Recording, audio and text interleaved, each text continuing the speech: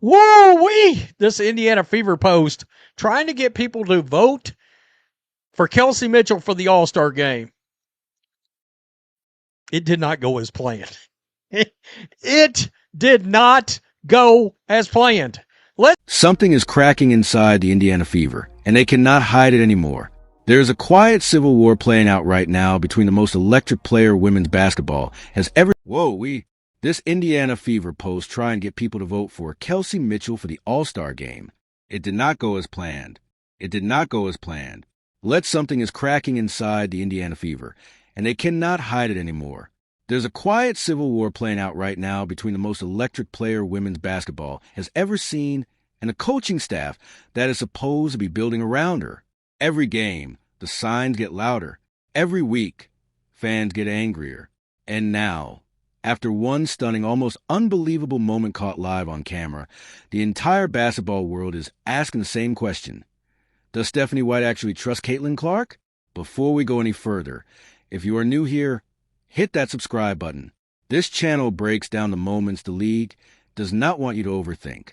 You're going to want to be here for what comes next, because this is not a story about one bad play call. This is a story about a franchise standing at a crossroads and maybe making all the wrong turns. It started with a social media post, something that looked completely harmless on the surface. The Indiana Fever front office launched a campaign pushing fans to vote for Kelsey Mitchell for the WNBA All-Star game. Standard stuff, right? Teams do this every season. You back your veterans. You build momentum. You push for recognition. But this was not any other season, and this was not any other fan base. The Fever faithful has spent months watching this offense operate in ways that genuinely confuse them. They have studied every possession. They know exactly when the ball sticks, when the movement dies, and when their best player is essentially standing on the perimeter watching someone else drain the shot clock. So, when the front office asked them to rally behind a player whose offensive style has frustrated fans all season long, the reaction was swift and it was brutal.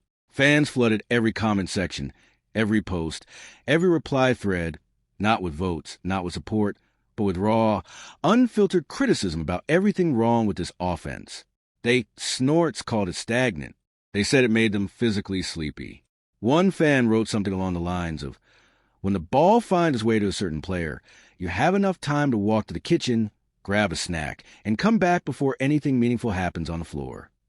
That is not the kind of community a responsive front office wants when they launch a positive promo campaign. That is a revolt.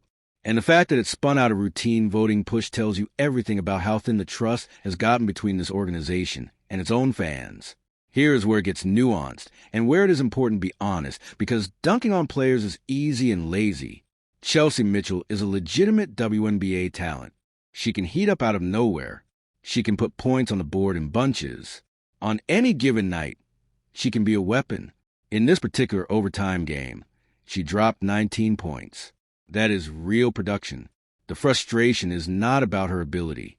The frustration is about what happens to this offense when the ball gets lodged in isolation, when one player holds the rock and the clock bleeds down, and the other four teammates slowly transition from active participants to living, breathing statues. The rhythm disappears. The defense locks in. The shot comes late, contested, and heavily anticipated. And the energy in the building, that infectious electric surge that these fans bring every single night, drains out of the arena like air from a punctured tire.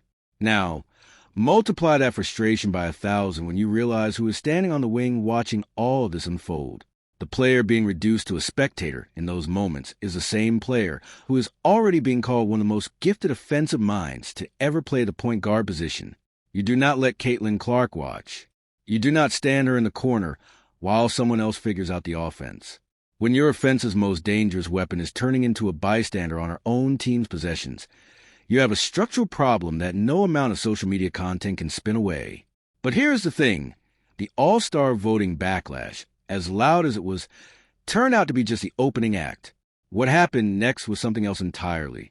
The overtime battle against the Chicago Sky will be discussed for a long time, and not because of the final score. Indiana won 114 to 106. On paper, a convincing enough win. But the box score is almost irrelevant compared to what this game revealed about the fault lines running through this entire franchise. The first half was everything Indiana fans have been dreaming about. Fast-paced ball movement, sharp passing. The offense was clicking through multiple players. The defense was communicating, and the Fever built a comfortable lead that had every reason to hold. This looked like the dangerous modern offensive powerhouse that everyone believed this roster could be when they first assembled it. Then the third quarter hit. The Chicago Sky, a team with 4 wins and 9 losses coming into this game, a team that by all logic should have been coasting to a loss, erupted for 39 points in a single quarter. 39 against a Fever defense that suddenly could not rotate, could not communicate, and could not stop anything. The comfortable lead evaporated so fast that fans watching in real time had to double-check the score just to make sure they were reading it right. From a near-certain blowout victory, Indiana found itself gasping for survival in overtime. The atmosphere in the building shifted from celebration to anxiety, so quickly it felt like whiplash. And through all of that chaos, one player was the only reason Indiana was still alive. Caitlin Clark. 32 points, 10 assists, 7 rebounds. And this is a number that genuinely stops people cold. 15 for 15 from the free throw line. Not 14 out of 15, not 13. 15 attempts in a high-pressure overtime game against a team fighting for its season. 15 separate moments where she stepped to the line under the brightest lights with the game on the line, and she did not miss once. She finished with a perfect 15 for 15.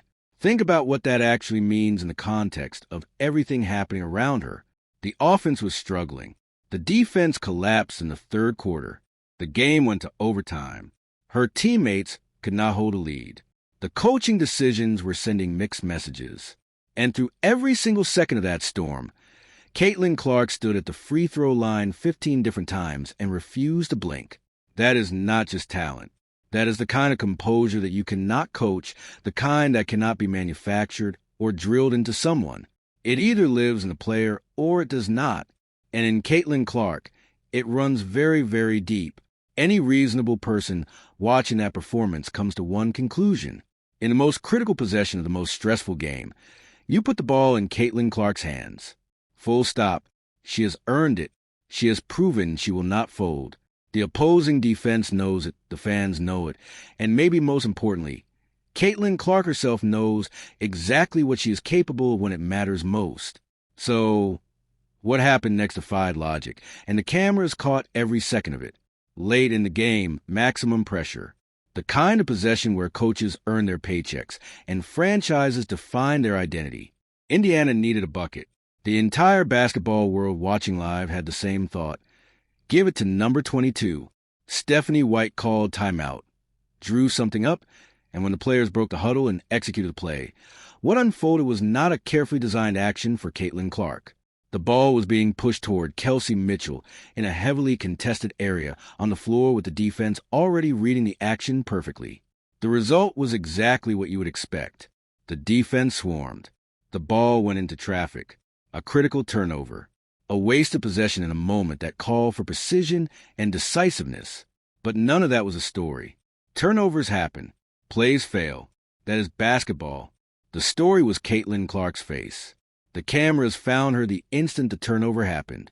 Her hands went up not in a controlled, composed, oh well gesture, but in a raw, unfiltered expression of total disbelief. The kind of reaction that bypasses everything your public persona is trained to do and goes straight to how you actually feel inside. Frustration, confusion, and something deeper than either of those. The look of someone who's been here before and is running out of ways to process it. Her body language as a team gathered on the sideline told a story that no press conference could walk back. She looked at the coaching staff with an expression that made fans and analysts across the country freeze mid-sentence. This was not a player annoyed at a bad bounce. This was a franchise cornerstone who appeared to have lost faith in the system around her in real time on national television, with every camera in the building pointed directly at her. You cannot spin that footage. You cannot re-edit it in the highlight reel or soften it with a statement from the front office. It existed exactly as it happened, raw and unfiltered for everyone to see. If this was an isolated moment, a single bad call in a single tense game, it would be a footnote by now. Coaches make mistakes. It is part of the job. The best coaches in history have drawn up plays that completely fell apart in critical moments. One wrong decision does not make or break a season. The reason this moment hit differently is because it is not isolated at all. It is the latest chapter in a story that has been building possession by possession, game by game, all season long. Fans who watched every single minute of Indiana Fever basketball this year have kept a running mental file. The times the ball stays away from Clark and clutch, the times the offense stalls when it should be flowing, the times the coaching decisions seem to prioritize a system over the player who should be the system. Individually, each of those moments can be explained. Collectively, they form a pattern that is very difficult to dismiss. We have seen this before across professional sports. A generational talent arrives. The coaching staff, built around a previous era of basketball, does not fully adjust. The friction starts small, a play call here, a lineup decision there, and then slowly, like water finds a way through crack, the pressure builds. Players stop trusting the system. The chemistry erodes. And by the time the front office finally acknowledges the problem, the damage is already metastasized into something much harder to fix. Great organizations read those warning signs early. They adapt before the relationship breaks.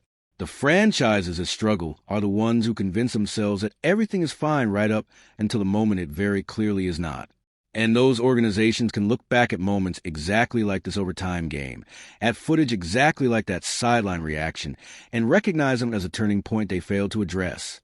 The Indiana Fever are not at a point of no return, but they're standing at a fork, and the path they choose in the coming weeks will matter enormously. Here's what this all comes down to, stripped of every other layer. Do you build your offense around Caitlin Clark, or do you ask Caitlin Clark to fit into an offense built for someone else? That sounds like an obvious question with an obvious answer, but the reality of running a professional franchise is more complicated than it looks from the outside. Coaches have systems they believe in. Veterans have contracts and roles. Front offices have relationships and commitments that predate the rookie everyone fell in love with. Institutional inertia is real, and it can be powerful enough to outlast even the loudest public pressure. But there's a reason championship franchises keep revisiting the same basic truth. The best teams figure out how to build around their best player, not around philosophy, not around what worked 5 years ago with a different roster, but around the actual human being standing on that floor tonight, playing at a level that transcends what the system was originally designed to handle. The historical examples are not subtle. Every time a generational talent was asked to shrink into a rigid structure that did not fit them, the results were predictable. And every time an organization was willing to blow up the old model and rebuild around extraordinary talent in front of them, the results were equally predictable, just in the other direction. The Indiana Fever have Caitlin Clark. She just went 15 for 15 from a free throw line in an overtime game. While her team nearly collapsed around her, she sees the floor at a level that genuinely shocks defenders. She has already transformed this franchise's attendance, its visibility, and its cultural footprint in ways that will be studied for decades. The question is not whether she is the answer. Everyone already knows she is the answer. The question is whether this coaching staff has the self-awareness and the flexibility to restructure everything around that fact before the frustration becomes something worse. All of that tension, all of that frustration, all of those sideline reactions and baffling play calls and social media revolts, none of it changes one fundamental truth about this Indiana Fever roster. The talent is there. The pieces are there. The potential is undeniably, embarrassingly there. Aaliyah Boston put up 34 points and 12 rebounds in this game.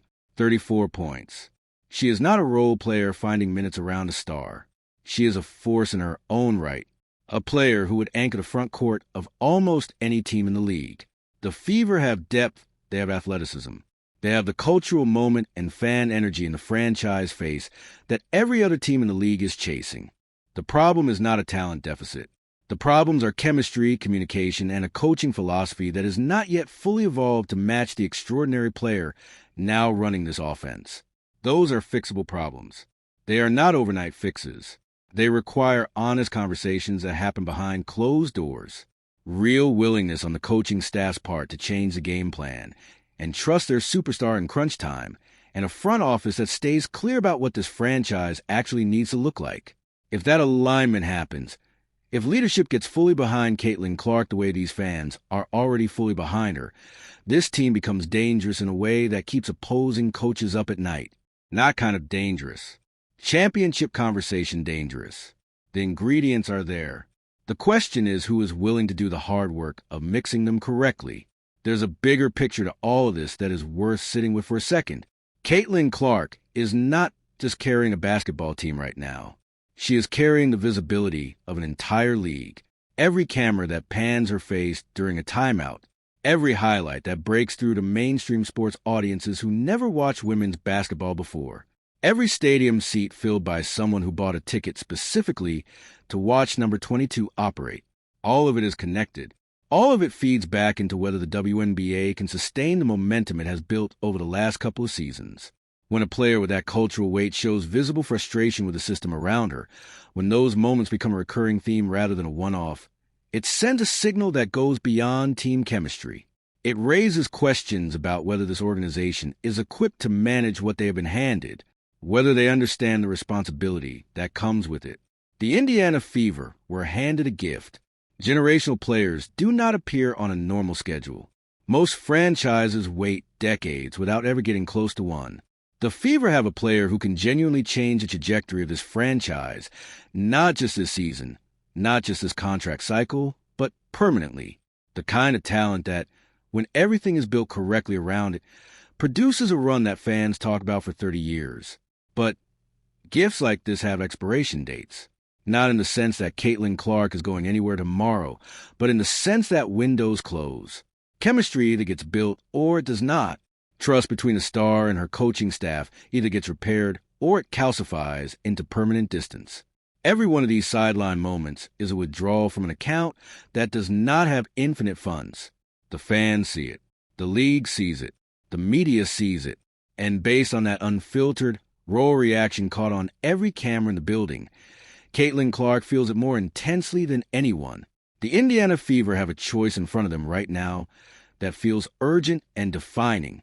They can keep doing what they've been doing, explaining away the frustrations, releasing policy statements, promoting players for all-star games while the comment sections burn, drawing up plays that leave their best players shaking her head in disbelief on national television, and hoping that the talent on this roster is enough to paper over the cracks.